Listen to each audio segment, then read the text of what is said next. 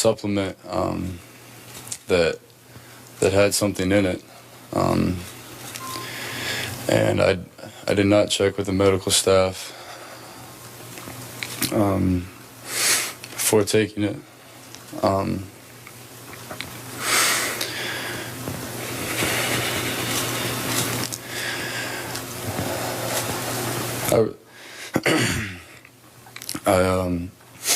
I really hope that that people can learn from this, learn from my mistake, and I'm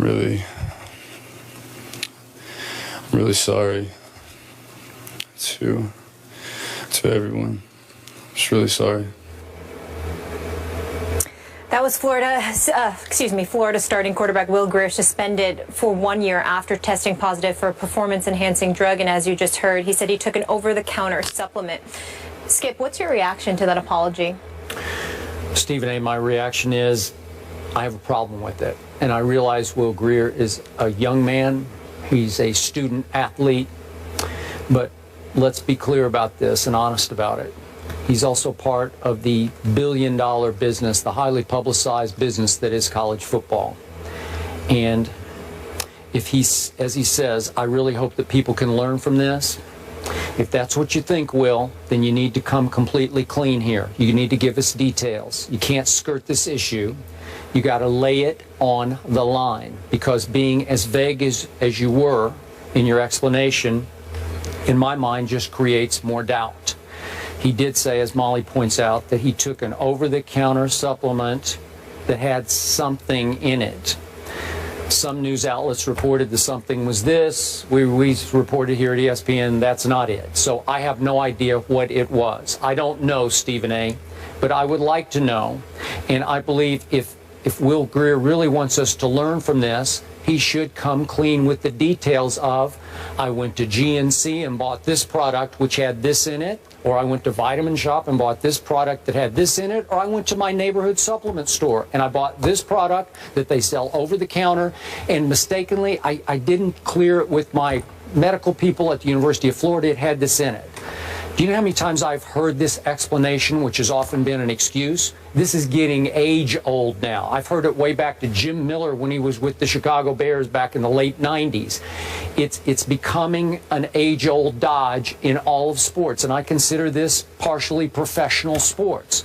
Just come clean. Just say, this is what I did, because now I have to wonder, because Will Grier came to Florida a year ago at about 177 pounds, reportedly. Will Grier now, by their program that they give out at Florida, weighs around 200 pounds. Well, that could be just natural growth. I don't know what he did. I mean, he's maturing into a man. I get all that. I'm sure he's attacked the weight room. Love all that. There are some supplements you can take, and there are obviously some things to level the playing field you just can't resort to. And now I don't know exactly what he used, and I don't see why he couldn't say, you know what, I used this and I screwed up because I should have checked about that one little substance that was just part of this supplement. It does happen. It could have happened. Just come clean and tell us exactly how it happened so you don't leave us with more doubts. I echo your feelings in terms of the details, what you require, what you think he should be more open about it. But I don't have the problem with him that you have. And the reason why I don't have the problem with him that you have is because you consider this partially professional sports. I certainly would refute that adamantly and emphatically when it comes to the athletes themselves. It's anything but professional sports, because these brothers need to be paid some stipend or whatever, and that is not happening. Having said all of that, that's not the issue. The issue clearly here is deception, because why wouldn't you go to the medical staff at Florida and let them know what the deal is? He made a mistake. My problem is, Skip, is that it doesn't negate the fact that I think the NCAA is incredibly excessive with this penalty, because in the NFL, we just saw Antonio Gates come back. We saw Martavis Bryant come back. 4-game suspension. Yep. Sheldon Richardson with the marijuana and the weed and all of this other stuff. He was going for 4 games, and they haven't even addressed. They were driving 143 miles an hour with a 12-year-old in the back seat. There are so many things that happen with these professional athletes. and they're only getting 4 games. How do you as an institution, when we're talking about dealing with kids who you don't pay, will not allow to get any kind of representation whatsoever to represent them, then turn around and punish them for an entire calendar year? I'm not refuting the fact that Will Grier was wrong. I'm not refuting the fact that he should not be punished. What I'm saying is we have a bigger problem here than him taking some over-the-counter supplement or beyond when the punishment implemented against him is significantly more severe than what transpires with grown men who are professional athletes with their livelihoods on the line. That's fine. That's an issue. You do have to appreciate the fact the NCAA just busted a high-profile quarterback at a team on the rise that had a chance to be a playoff team, right? I agree. They're showing you that we are policing our sport. Yeah, but it's still not right. It's excessive. Boy, it's excessive. It's tough. It's excessive. That's the message here. It's excessive. You better not. You take from kids, but you won't give. That's not right. All right, we'll leave that there. The Gators are at LSU this weekend. More First Take after the break.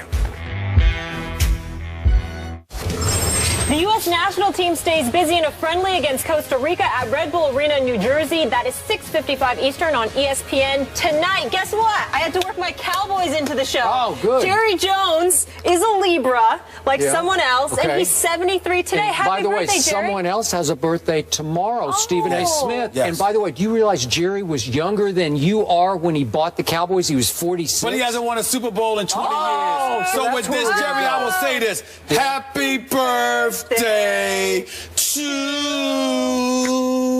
Boy, that was you. That was horrible. There was a lot of bass in that.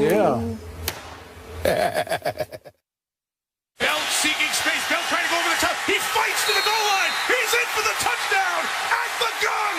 The Steelers win. With the second walk-off win in the history of Monday Night Football, the Steelers improved to 3-2 and trail the Bengals by 2 games in the AFC North. Stephen A., can your Steelers catch the Bengals? Skip Bayless, Molly. No, they cannot. I don't think my Steelers can catch the Bengals because, you know, being 2 games back, I think they'll split with Cincinnati this year. I don't think they'll lose both games to Cincinnati, but I don't think they'll win both games. And then I think about the Steelers' hellacious schedule. I think their only shot is that they've got a 3-game home stretch coming up after they play Arizona, I believe, where they've got Cincinnati, Oakland, and Cleveland at home in Pittsburgh. They've got to win all of those games. But look at the rest of their schedule. I mean, we're talking about the bye week in week 11. Then you're at the Seahawks. You're home against the Colts. You're at the Bengals. You're home against the Broncos. And then you close out the season at Baltimore and at Cleveland, which, by the way, are going to be 2 tough games. I just think of that mindset when I compared that to Cincinnati's schedule. I'm just looking at it right now.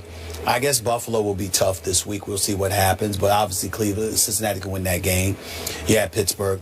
Then you got Cleveland, Houston at home. Those are wins to me. You got a road game against Arizona, which is a toss-up. You're home against St. Louis. That's a win to me. You're on the road against Cleveland. That's a win to me. You're at home against Pittsburgh. If you lose at Pittsburgh, you'll beat Pittsburgh at home. You're on the road at San Francisco. I think that's a win. You may lose to Denver in Denver, but then you got Baltimore on your home turf. I just find Cincinnati's schedule to be easier, combined with the fact that they already have a 2-game advantage. And I expect Big Ben Roethlisberger, regardless of the reports as to how he might be ready next week, I expect Big Ben Roethlisberger to be gone for the next 2 weeks. That's just my expectation. I think him coming back a little bit earlier than that is a bit risque. I don't think they're going to take that risk with about 8 to 9 games left on the schedule once he returns. I don't think they're going to jeopardize that by bringing him back a week too early. So I look at it from that perspective, and I just don't see how the Steelers are going to be able to catch Cincy. If Cincy's schedule was tougher, that would be different. But because I find their schedule to be easier than Pittsburgh's, and Pittsburgh already being in a hole 2 games, I think that I have to roll with Cincinnati to hold on to this division and for the Steelers to gather a wild card victory. So is your gut that Ben would miss the next 2 games? Yes. Or come back for the game at Kansas City? No? I think he'll be gone for at least the next game, probably the next Probably 2 games? I say definitely the next game, probably the next 2. Okay. If you're right about that, there is no way they're going to catch the Bengals. And this is no disrespect to Michael Vick, who had such a great close to that game last night, but I don't think they can teeter through the next 2 games with Michael Vick as the quarterback, because he's going to hit and miss and hit and miss. I don't think they can beat Arizona with Michael Vick. I don't think they can win at Kansas City with Michael Vick. That's just me. I do think Ben could win those games.